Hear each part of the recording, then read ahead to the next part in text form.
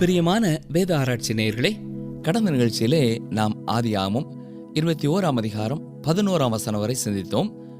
இன்று நாம் 12ஆம் வசனம் முதல் பார்க்க போகிறோம். கவனியங்கள், ஆதியாகமம் 21:12 வாசிக்கிறேன். அப்பொழுது தேவன் ஆபிரகாமை நோக்கி, அந்த பிள்ளையையும் உன் அடிமை பெண்ணையும் குறித்து சொல்லப்பட்டது உனக்கு துக்கமாயிருக்க வேண்டாம். ஈசாக்கினிடத்தில் உன் சந்ததி விளங்கும். ஆதலால் சாராள் உனக்கு சொல்வதெல்லாவற்றையும் கேள். அருமையானவர்களே, தேவன் வாக்குத்தத்தம் பண்ணியது நிறைவேறவில்லையே என்ற எண்ணத்தினாலே சாராள் ஆபிரகாமை பார்த்து தனது அடிமை பெண்ணாகிய ஆகாரை மனைவியாக எடுத்துக்கொள்ளும் என்று சொன்னாள்.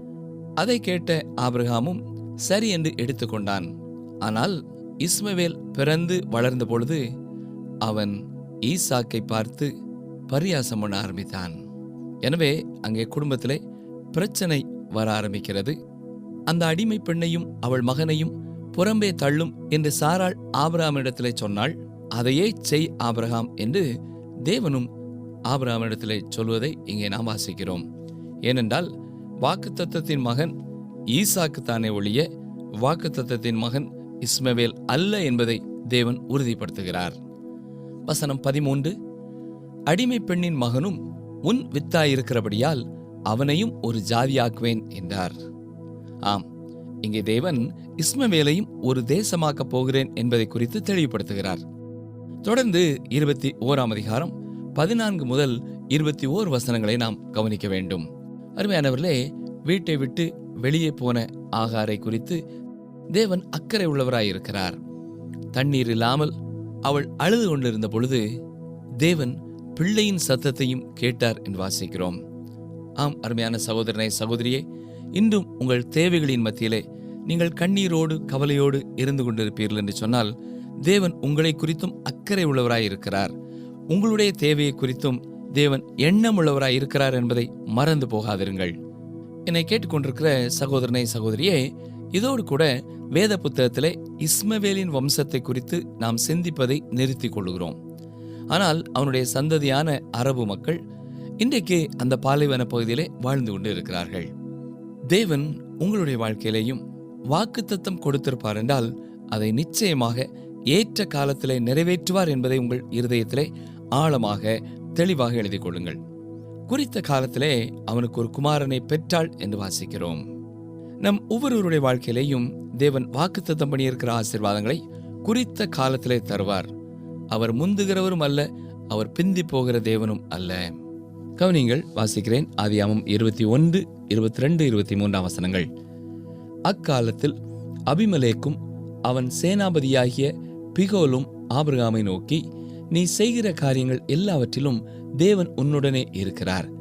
ஆகையால் நீ எனக்காவது என் குமாரனுக்காவது என் பேரனுக்காவது வஞ்சனை செய்யாமல் நான் உனக்கு செய்த தயவின்படியே நீ எனக்கும் நீ தங்கியிருக்கிற இந்த தேசத்திற்கும் தயவு செய்வேன் என்று இங்கே தேவன் பேரில் எனக்கு ஆணையிட்டு கொடு என்றான். இந்த அபிமெலேக்கை ஆதியாகமம் 20ஆம் அதிகாரத்திலே நாம் முதலாவது சந்தித்தோம். கேராரில் ராஜாவாக இருந்த இவன் ஆபிரகாமின் மனைவியாகிய சாராளை தனக்கு மனைவியாக எடுத்துக்கொள்ள முனைந்த பொழுது தேவன் தலையிட்டு அவளை விடுவித்தார். ஆபிரகாம் பொய் சொன்னதை அபிமெலேக்கு அறிந்திருக்கிறான். அதே வேளையிலே இங்கே நாம் வாசித்தது போல அவன் செய்கிற எல்லா காரியங்களிலேயும் தேவன் அவனோடு இருக்கிறார் என்பதையும் அபிமெலேக்கு கண்டான். எனவே இப்படி செல்வ செழிப்போடு வளர்ந்து வருகிற ஆபிரகாமால் எதிர்காலத்திலே தனக்காவது தன் பிள்ளைகளுக்காவது தன் பேர பிள்ளைகளுக்காவது கெடுதி எதுவும் வந்துவிடக்கூடாது என்பதை எண்ணினவனாக, நீ யாருக்கும் வஞ்சனை செய்யாமல் நீ எனக்கும் நீ தங்கியிருக்கிற இந்த தேசத்துக்கும் தயவு செய்வேன் என்று தேவன் பேரிலே ஆணையிட்டு கொடு என்றான். தொடர்ந்து வசனங்கள் 24 முதல் 31 வரை நாம் பார்ப்போம் என்றால் இருவரும் ஒருவருக்கொருவர் ஆணையிட்டுக் கொள்கிறார்கள். இதனால் இருவருக்கும் இடையிலே நல்ல ஒரு உறவு உண்டாகிறது. அவர்கள் நண்பர்களாகிவிட்டார்கள். இப்பொழுது ஆதியாகமம் 21ஆம் அதிகாரம் 32, 33 வசனங்களை பாருங்கள். அவர்கள் பெயர்சபாவிலே உடன்படிக்கை பண்ணிக்கொண்ட பின் அபிமெலேக்கும் அவன் சேனாபதியாகிய பிகோலும் எழுந்து பெலிஸ்தருடைய தேசத்திற்கு திரும்பி போனார்கள். ஆபிரகாம் பெயர்சபாவிலே ஒரு தோப்பை உண்டாக்கி சதா காலமும் உள்ள தேவனாகிய கர்த்தருடைய நாமத்தை அவ்விடத்தில் தொழுது கொண்டான். கவனித்தீர்களா? ஆபிரகாம் எந்த இடத்திற்கு போனாலும் அங்கே ஒரு பலிபீடத்தை கட்டி தேவனுடைய நாமத்தை தொழுது கொள்ளும் பழக்கமுள்ளவனாயிருக்கிறான். நம்முடைய வாழ்க்கையை நாம் சற்றே சிந்தித்து பார்ப்போமா? நம்முடைய வீடுகளிலே அனுதினமும் எழுந்து காலையிலே வேதம் வாசிக்கிறோம், ஜெபிக்கிறோம், நம்முடைய கடமைகளை செய்கிறோம். ஆனால் மற்ற இடங்களுக்கு செல்லும் பொழுது கர்த்தரோடு நம்முடைய தொடர்பை குறித்து நாம் வெட்கப்படாமல் வேதம் வாசித்து ஜெபிக்கிறவர்களாயிருக்கிறோமா என்பதை சற்றே எண்ணி பார்க்க வேண்டும். அருமையானவர்களே, இந்த ஆபிரகாம் சென்ற இடங்களிலெல்லாம் தேவனுடைய நாமத்தை தொழுது கொள்வதை குறித்து வெட்கப்படவில்லை. ஏனென்றால் ஆபிரகாம் தேவனை நேசித்தான், அவரை விசுவாசித்தான். நம்முடைய வாழ்க்கையிலையும் அப்படிப்பட்ட ஒரு தீர்மானம் செய்வோமா? வசனம் 34 பாருங்கள். ஆபிரகாம் பெலிஸ்தருடைய தேசத்தில் அநேக நாள் தங்கியிருந்தான்.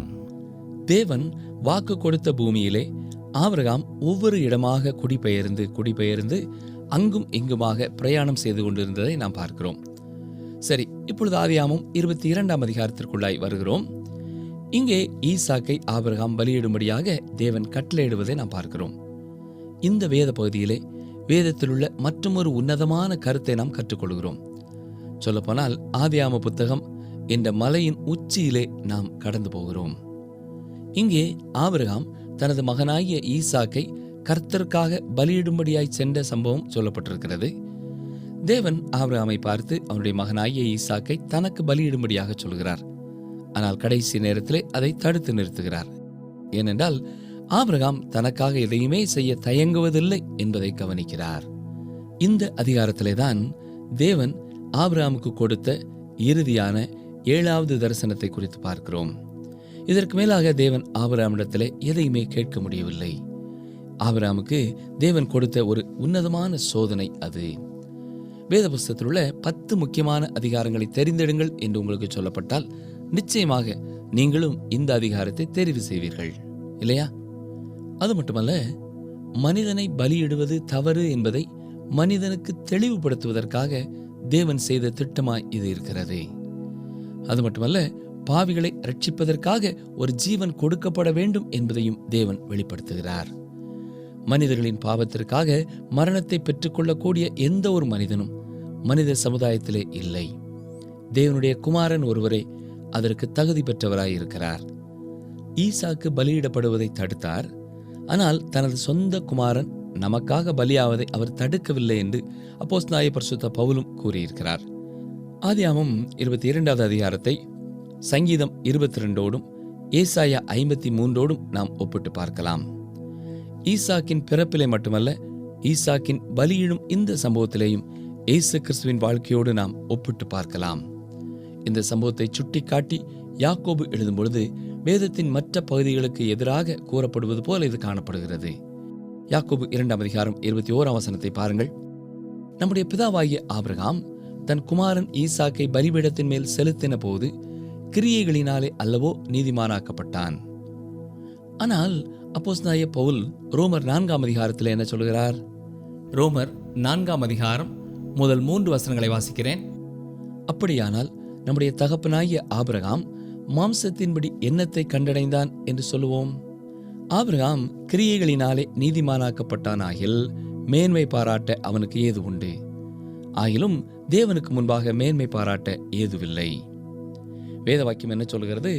ஆபிரகாம் தேவனை விசுவாசித்தான், அது அவனுக்கு நீதியாக எண்ணப்பட்டது என்று சொல்கிறது. கிரியை செய்கிறவனுக்கு வருகிற கூலி கிருபை என்றெண்ணப்படாமல் கடன் என்றெண்ணப்படும். அருமையானவர்களே, 2 பகுதிகளையும் வாசித்தோம். யார் சொல்வது சரி? யாக்கோபு சொல்வது சரியா அல்லது பவுல் சொல்வது சரியா? அருமையானவர்களே, 2 பேர் சொல்வதும் சரிதான். முதலாவதாக 2 பேரும் ஒரே காரியத்தை குறித்து தான் சொல்லிக் கொண்டிருக்கிறார்கள். அதாவது விசுவாசத்தை குறித்து சொல்லிக் கொண்டிருக்கிறார்கள். யாக்கோபு விசுவாசத்தினால் உண்டான கிரியை குறித்து சொல்கிறாரே ஒழிய நியாயப்பிரமாணத்திற்கு கீழ்ப்படிவதை குறித்து அவர் சொல்லவில்லை. அப்போஸ்தலனாகிய பரிசுத்த பவுல் விசுவாசத்தினாலே நீதிமானாக்கப்படுவதை குறித்து சொல்லுகிறார். அதாவது ஆதியாகமம் 15ஆம் அதிகாரத்தை குறித்து அவர் சொல்லுகிறார். அந்த காலகட்டத்திலே தேவன் ஒருவரே அவனுடைய இருதயத்தை அறிந்தவராயிருந்தார். தேவனை ஆபிரகாம் விசுவாசித்ததை தேவன் கண்டார். ஆபிரகாம் தனது நீதிக்காக தேவனையே விசுவாசிக்கிறவராயிருந்தார். பலமுறை ஆபிரகாம் வீழ்ச்சியுற்றதை நாம் வாசிக்கிறோம். ஒருவேளை அவனை சுற்றிலும் இருந்து அவனை கவனித்துக் கொண்டிருந்தவர்கள் கூட ஆபிரகாமை பார்த்தால் நீதிமானாக தெரியவில்லையே என்றுதான் சொல்லியிருப்பார்கள். ஆனால் தனது சொந்த குமாரனாய ஈசாக்கை பலியிடும்படியாக அவன் அழைத்து சென்ற பொழுது கடின இருதயமான பெலிஸ்தியர்கள் கூட ஆபிரகாம் தனது விசுவாசத்தை செயலிலே காட்டிவிட்டான் என்றுதான் சொல்லியிருப்பார்கள். யாக்கோபு என்ன சொல்கிறார் என்றால், ஆபிரகாம் கிரியையினாலே நீதிமானாக்கப்பட்டான் என்று சொல்கிறார். எப்பொழுது அவர் நீதிமானாக்கப்பட்டார்? ஈசாக்கை பலியிடும் பொழுது. இப்பொழுது ஒரு கேள்வி எழும்பக்கூடியதாக இருக்கிறது. உண்மையாகவே ஆபிரகாம் ஈசாக்கை பலிபீடத்திலே பலியிட்டானா? அதற்கு விடை இல்லை என்று தான் சொல்லுவோம், அப்படித்தானே? ஆனால் அவன் அப்படி செய்ய ஆயத்தமாக இருந்தான். அந்த மனநிலைமையை குறித்து தான் யாக்கோபு எழுதியிருக்கிறார். அதாவது ஆபிரகாம் விசுவாசத்தினாலே செயல்பட்டான் என்பதை சுட்டிக்காட்ட விரும்புகிறார். எனவே நாம் சரியாக புரிந்து கொள்ள வேண்டும். இங்கே யாக்கோபு என்ன செய்கிறார் என்றால், ஆதியாகமம் 22ஆம் அதிகாரத்திலே வாசிக்கிற ஆபிரகாமின் விசுவாசத்தினால் உண்டான கிரியைகளை சுட்டி காட்டுகிறார். அதே வேளையிலே ரோமர் 4ஆம் அதிகாரத்திலே அப்போஸ்தலனாகிய பவுல் சொல்லும் பொழுது ஆபிரகாமுடைய இருதயத்திலே இருந்த விசுவாசத்தை குறித்து ஆதியாகமம் 15ஆம் அதிகாரத்திலே பார்க்கிற ஆபிரகாமை குறித்து பேசிக் கொண்டிருக்கிறார். அருமையானவர்களே, நாம் நீதிமான்களாக்கப்படுவதற்காக எந்த நல்ல காரியத்தையும் செய்ய முடியாது. ஆனால் நாம் விசுவாசிக்கும் பொழுது தேவன் அவருடைய நீதியை நமக்கு தருகிறார். அது மட்டுமல்ல, நாம் விசுவாசம் உள்ளவர்களாய் இருக்கிறபடினாலே சாட்சியான சில காரியங்களை செய்ய துணிகிறோம். அதுதான் விசுவாசத்தின் கிரியை. சரி, இப்பொழுது நாம் அந்த அதிகாரத்திலே சில வசனங்களை வாசிப்போம். ஆதியாகமம் 22ஆம் அதிகாரம் 1ஆம் வசனத்தை பாருங்கள். இந்த காரியங்கள் நடந்த பின்பு தேவன் ஆபிரகாமை சோதித்தார். எப்படியெனில், அவர் அவனை நோக்கி ஆபிரகாமே என்றார். அவன் இதோ அடியேன் என்றான். சோதித்தார் என்று சொல்லப்பட்டிருப்பது கடினமான ஒரு வார்த்தைதான். உண்மையாக இது பரீட்சித்தார் என்று சொல்லலாம். யாக்கோபு தனது நிருபத்திலே சொல்லும் பொழுது தேவன் யாரையும் சோதிப்பதில்லை, யாரையும் பொல்லாங்கினாலே சோதிப்பதில்லை என்று கூறியிருக்கிறார். தேவன் சோதிக்கிறார் என்று சொன்னால் விசுவாசத்தை பரிசோதிக்கிறார் என்றுதான் பொருள். தேவன் ஆபிரகாமை பரிசோதித்தார். ஒரு வினோதமான காரியத்தை செய்யும்படியாக அவனிடத்திலே கேட்கிறார். வசனம் 2 பாருங்கள். அப்பொழுது அவர், உன் புத்திரனும் உன் ஏக சோதனும் உன் நேசகுமாரனுமாகிய ஈசாக்கை நீ இப்பொழுது அழைத்து கொண்டு மோரியா தேசத்துக்கு போய் அங்கே நான் உனக்கு குறிக்கும் மலைகள் ஒன்றின் மேல் அவனை தகன பலியாக பலியிடு என்றார். இந்த அதிகாரம் முடிந்த உடனேயே சாராளுக்கு 127 வயதாயிற்று. அப்பொழுது அவள் மரித்து போகிறாள் என்று ஆதியாகமம் 23:1 பார்க்கிறோம். இதன்படி ஈசாக்கு சிறு வயது உள்ளவன் அல்ல. ஈசாக்கு பிறந்த பொழுது சாராளுக்கு 90 வயதாயிருந்தது. இப்பொழுது 127 அவள் மரித்து போகிறாள். அப்படி என்றால் ஆண்டுகள் உருண்டோடி விட்டன. அதாவது 30 33 வயதுக்குள்ளே அவனுக்கு இருந்திருக்கும். இங்கே தேவன் என்ன சொல்கிறார்? உன் புத்திரனும் உன் ஏக சுதனும் உன் நேச குமாரனுமாகிய ஈசாக்கை இப்பொழுது நீ அழைத்து கொண்டு போ என்று சொல்கிறார். திருத்துவத்திலே ஆண்டவராய் இயேசு கிறிஸ்து குமாரன் என்ற ஸ்தானத்தை எடுக்கிறார். இயேசு கிறிஸ்துவும் ஒரே பேரான குமாரன் என்று அழைக்கப்பட்டிருக்கிறார். இங்கே ஈசாக்கை குறித்து சொல்லும் பொழுதும் உன் ஏக சுதனும் உன் நேச குமாரனும் என்று கூறுகிறார். ஆண்டவராய் இயேசு கிறிஸ்துவும் பிதா என்னை நேசிக்கிறார் என்று கூறியிருக்கிறார். சரி, ஆபிரகாம் எங்கே போக வேண்டும்? ஈசாக்கை நீ இப்பொழுது அழைத்து கொண்டு மோரியா தேசத்துக்கு போய் என்று சொல்லப்பட்டிருக்கிறது.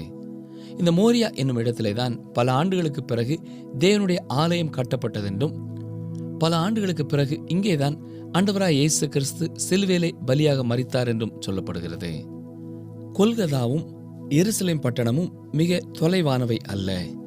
இரண்டிற்கும் இடையிலே ஒரு தெரு வெட்டப்பட்டு இருக்கிறது. மற்றபடி அது ஒரே மேட்டிலே அமைந்ததாக இருக்கிறது. இந்த இடம்தான் மோரியா என்று அழைக்கப்படுகிறது. ஆண்டவராய் இயேசு கிறிஸ்து அதே இடத்திலே தான் மரித்தார் என்று நாம் சொல்ல முடியாது, ஏனென்றால் அது நமக்கு தெரியாது. ஆனால் ஆபிரகாம் ஈசாக்கை பலியிடச் சென்ற அதே மலையிலே தான் என்று சொல்லலாம். தொடர்ந்து 22ஆம் அதிகாரம் 2ஆம் வசனத்தின் பின்பகுதியிலே தேவன் என்ன சொல்கிறார் என்பதை கவனியுங்கள். அங்கே நான் உனக்கு குறிக்கும் மலைகள் ஒன்றின் மேல் அவனை தகன பலியாக பலியிடு என்றார். அருமையானவர்களே, மோசேயின் கட்டளை வரும் வரை தகன பலி ஒன்றே ஒன்றுதான் மக்கள் அறிந்த பலியாயிருந்தது. அதற்கு பின்னர் தான் பாவ நிவாரண பலி, மற்ற பலிகள் கொடுக்கப்பட்டது. இங்கே தகன பலி என்பது ஆண்டவராய் இயேசு கிறிஸ்துவை குறித்து பேசுகிறது. ஏனென்றால் அவரே நமக்காக பலியானார். நரபலி என்று சொல்லப்படுவது நமக்கு கேள்வி எழுப்புகிறது. நரபலி தவறான காரியம் அல்லவா? ஆம், அது தவறான பலிதான். ஆதியாகமம் 22ஆம் அதிகாரம் 3ஆம் வசனத்தை வாசிப்போம். ஆபிரகாம் அதிகாலையில் எழுந்து தன் கழுதையின் மேல் சேணம் கட்டி தன் வேலைக்காரரில் 2 பேரையும் தன் குமாரன் ஈசாக்கையும் கூட்டிக் கொண்டு தகன பலிக்கு கட்டைகளையும் பிளந்து கொண்டு தேவன் தனக்கு குறித்த இடத்திற்கு புறப்பட்டு போனான். கவனித்தீர்களா? ஆபிரகாம் தேவன் கூறியபடியே தனது மகனாகிய ஆபிரகாமையும் பலிக்கான கட்டைகளையும் பிளந்து எடுத்துக்கொண்டு புறப்பட்டு செல்கிறார். ஆதியாகமம் 22ஆம் அதிகாரம் 4ஆம் வசனம். 3ஆம் நாளில் ஆபிரகாம் தன் கண்களை ஏறெடுத்து பார்த்து தூரத்திலே அந்த இடத்தை கண்டான். தேவன் கட்டளையிட்ட இடத்தை சென்றடைவதற்கு ஆபிரகாமுக்கு 3 நாட்கள் ஆயிற்று. 3ஆவது நாள்தான் ஆபிரகாம் ஈசாக்கை உயிரோடே பெற்றுக்கொண்டார் என்று சொல்லலாம். ஏனென்றால் தேவனுடைய கட்டளையை பெற்றவுடனேயே பரிபூர்ணமாய் ஒப்பு கொடுத்து விட்டார். 3ஆம் நாள்தான் அங்கே பலி செலுத்த செல்கிறார்கள். அன்றுதான் ஈசாக்கை அவர் திரும்ப பெற்றுக் கொள்கிறார். ஈசாக்கு உயிரோடு எழுப்பப்பட்ட நாள் அந்த 3ஆவது நாள் என்று கூட சொல்லலாம். இப்படிப்பட்ட ஒரு காட்சியைத்தான் இங்கே பார்க்கிறோம். வசனம் 5 பாருங்கள். அப்பொழுது ஆபிரகாம் தன் வேலைக்காரரை நோக்கி, நீங்கள் கழுதையை நிறுத்தி இங்கே காத்திருங்கள், நானும் பிள்ளையாண்டானும் அவ்விடம் மட்டும் போய் தொழுது கொண்டு உங்களிடத்துக்கு திரும்பி வருவோம் என்றான். இப்பொழுது தகப்பனுக்கும் மகனுக்கும் இடையிலேதான் பரிமாற்றங்கள் நடைபெறுகிறது. உண்மையை சொல்ல வேண்டுமென்றால் சிலுவை வேளையிலேயும் அந்த இருளான 3 மணி நேரங்களும் மனிதன் தூரமாக விட்டுவிடப்பட போகிறான். ஒருவரும் வேலை செய்யாத ராக்காலம் வந்தது. அந்த இறுதியான 3 மணி நேரங்களிலே சிலுவையாகிய பலிபீடத்திலே இயேசு இருக்கும் பொழுது உலகத்தின் பாவத்தை அங்கே தேவ ஆட்டுக்குட்டி சுமந்து தீர்த்தார். அப்பொழுதும் பரிமாற்றங்கள் பிதாவிற்கும் குமாரனுக்கும் இடையிலே மட்டும்தான் நடைபெற்றது. அந்த 3 மணி நேரம் எந்த மனிதனுடைய ஈடுபாடும் அங்கே இல்லை. அதே காட்சியைத்தான் இங்கே பார்க்கிறோம். இங்கே ஆபிரகாமும் ஈசாக்கும் மட்டும் தனித்து போகிறார்கள். ஆதியாகமம் 22ஆம் அதிகாரம் 6ஆம் வசனத்தை பாருங்கள். ஆபிரகாம் தகன பலிக்கு கட்டைகளை எடுத்து தன் குமாரனாகிய ஈசாக்கின் மேல் வைத்து தன் கையிலே நெருப்பையும் கத்தியையும் எடுத்துக்கொண்டான். இருவரும் கூடி போனார்கள். ஆபிரகாம் கட்டைகளை எடுத்து தன் மகனாகிய ஈசாக்கின் மேலே வைத்தான். ஞாபகம் இருக்கிறதா? இயேசு கிறிஸ்துவும் சிலுவையை தன் மேலே சுமந்து கொண்டுதான் சென்றார். நெருப்பு என்பது நியாய தீர்ப்பை நமக்கு ஞாபகப்படுத்துகிறது. கத்தி பலியிடுவதை குறித்தும் நியாய தீர்ப்பை குறித்தும் நமக்கு ஞாபகப்படுத்துகிறது. வசனம் 7 பாருங்கள். அப்பொழுது ஈசாக்கு தன் தகப்பனாகிய ஆபிரகாமை நோக்கி, என் தகப்பனே என்றான். அதற்கு அவன், என் மகனே, இதோ இருக்கிறேன் என்றான். அப்பொழுது அவன், இதோ நெருப்பும் கட்டையும் இருக்கிறது, தகன பலிக்கு ஆட்டுக்குட்டி எங்கே என்றான். வசனம் 8. அதற்கு ஆபிரகாம், என் மகனே, தேவன் தமக்கு பலிக்கான ஆட்டுக்குட்டியை பார்த்து கொள்வார் என்றான். அப்புறம் இருவரும் கூடி போய்.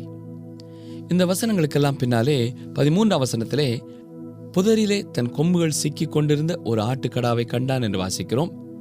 அதையே தன் குமாரனுக்கு பதிலாக தகன பலியாக இட்டான் என்றும் வாசிக்கிறோம். பிரியமானவர்களே, நன்றாக கவனியுங்கள்.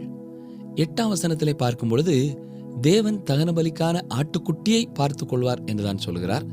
ஆனால் இறுதியாக பலியிடப்பட்டது ஆட்டுக்கடா. அப்படி என்றால் ஆட்டுக்குட்டியை தேவன் எப்பொழுது கண்டுகொண்டார்?